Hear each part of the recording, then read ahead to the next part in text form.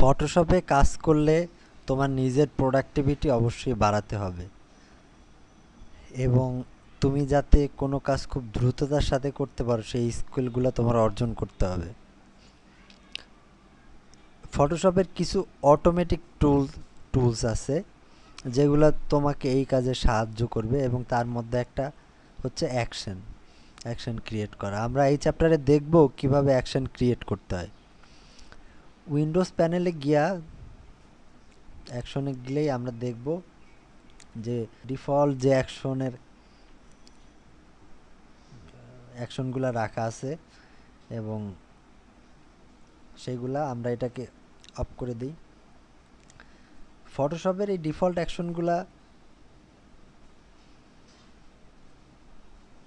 Graphics ডিজাইনারদের খুব একটা কাজে লাগে বলে আমার মনে হয় না। তো আমরা আমাদের অ্যাকশনটা তৈরি করব। অ্যাকশন তৈরি করার আগে প্রথমে আমরা যে টাইপের অ্যাকশন তৈরি করব, ফটোশপ আসলে বিভিন্ন টাইপের অ্যাকশন নিয়ে আমরা তৈরি করতে পারি ফটোশপের যে টুলসগুলো আছে ব্যবহার করে। কিন্তু আমরা যে ধরনের স্পেশালিটি নিয়ে অ্যাকশন তৈরি করব সেই ধরনের সেটের মধ্যে কাজ করা ভালো। যেমন যদি আমরা আর্টিস্টিক এফেক্ট নিয়ে কাজ করি, লেয়ার প্যানেলসের এফেক্ট নিয়ে, তাহলে সেগুলো একটা গ্রুপের মধ্যে নেওয়া ভালো। আবার যদি ফিল্টারগুলো ব্যবহার করে এক ধরনের অ্যাকশন তৈরি করি সেইটা এক ধরনের লেয়ার নেওয়া ভালো। তো আমরা যেটা করব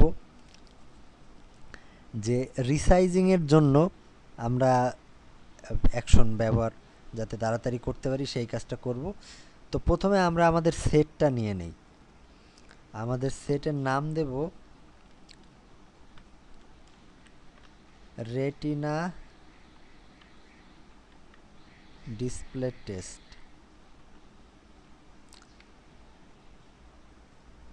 এটা জাস্ট একটা ফোল্ডারের মতো। এখন আমরা আমাদের ফার্স্ট অ্যাকশন রেকর্ড করব। যদি আমি লেয়ারে ক্লিক করি, লেয়ারের মতো এই বাটনটাতে, তাহলে এই প্যানেলটা আসবে, অ্যাকশনের নাম আসবে। আমরা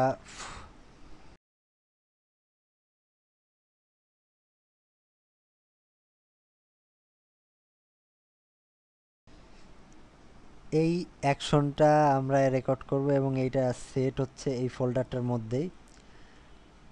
তোমরা এই অ্যাকশনগুলোকে যদি বারবার কোনো অ্যাকশনকে ব্যবহার করো সেই ক্ষেত্রে তোমরা এটার হটকি দিয়ে দিতে পারো, যেমন F2 দিয়া শিফট কন্ট্রোল চাপতে পারো।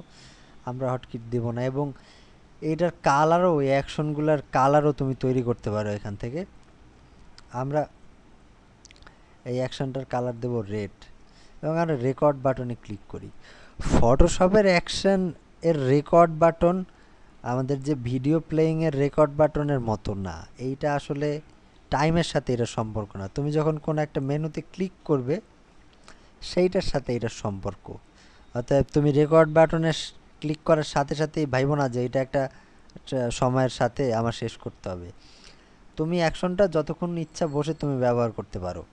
এবং সবচাইতে অ্যাকশন তৈরি করার সবচাইতে ভালো পদ্ধতি হচ্ছে তুমি কি করবা সেইটা টেস্ট করে তুমি একটা খাতাতে নোট নিয়ে তারপরে অ্যাকশন করতে বসবা।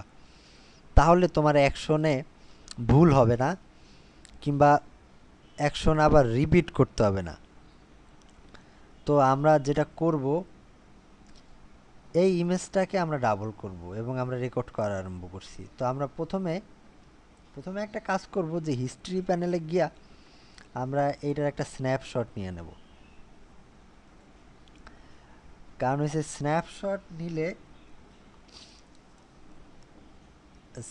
নিলে এইটার একটা সুবিধা আছে যে আমরা পরে যে কাজটা করব সেটার সাথে আগের কাজটা তুলনা করতে পারবো। তো আমরা স্ন্যাপশট নেওয়ার পরে আমরা আবার অ্যাকশনে যাই এবং তোমরা দেখবা যে এই মেকিং স্ন্যাপশট অ্যাকশনটা এই অ্যাকশন প্যানেল রেকর্ড করছে। তারপরে আমরা যা করব যে এইটার ইমেজ সাইজে গিয়া ইমেজটাকে আমরা ডাবল করে দেব। যেহেতু রেটিনা ডিসপ্লের ইমেজ তোমরা আগে পড়ছো যে সাধারণ রেজুলেশনের থেকে ডাবল হয়, অতএব আমরা এটার রেজুলেশন ডাবল করে দিলাম, ওকে করলাম। এবং এইটা স্বাভাবিকভাবেই বড় হয়ে গেছে। আমরা ইমেজে যদি গিয়া দেখি তো এটার উইথ ডাবল করছে আর কি কি কাজ করছে সেইটা এখানে দেখা যাচ্ছে। এবং আমরা আমাদের অ্যাকশনটাকে স্টপ করি এখানে। তো এই হলো আমাদের তৈরি first action, retina display test করা। এবং আমরা যদি স্ন্যাপশটে যাই দেখি যে এইটা হচ্ছে আগে ছিল আর এইটা হচ্ছে শেষে হবে। তো আমরা এই পুরো কাজটাকে আবার প্রথম থেকে করব। তো আমরা এডিটে গিয়ে রিভার্স অল করে দেই এবং এই স্ন্যাপশটটাকে ডিলিট করে দেই, এগুলাকে সব ডিলিট করে দেই। এই হচ্ছে আমাদের প্রথমে খোলা ইমেজটা এবং হিস্ট্রিতে কিছুই নাই। তো এইবারে যদি আমরা এইটায় আমাদের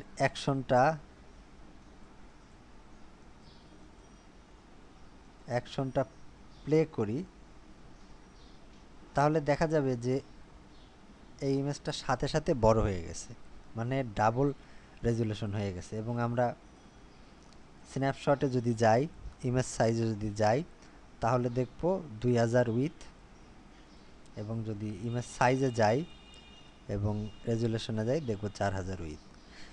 তো ফটোশপ এই অ্যাকশনটা আমরা ফটোশপের এই অ্যাকশন দিয়ে আমরা এক ক্লিকেই কিংবা মাঝে মধ্যে 2-3 ক্লিকেই আমাদের পুরো রেকর্ড করা অ্যাকশনটা আমরা চালাতে পারি। এবং এইটা আমাদেরকে মোর প্রোডাক্টিভ করে। যখন আমরা একটা গ্যালারির 100-200 ইমেজ নিয়ে কাজ করব তখন আমাদের একটা হিউজ অ্যামাউন্ট অফ সময় এই অ্যাকশনগুলোতে বাঁচিয়ে দেবে। Thank you.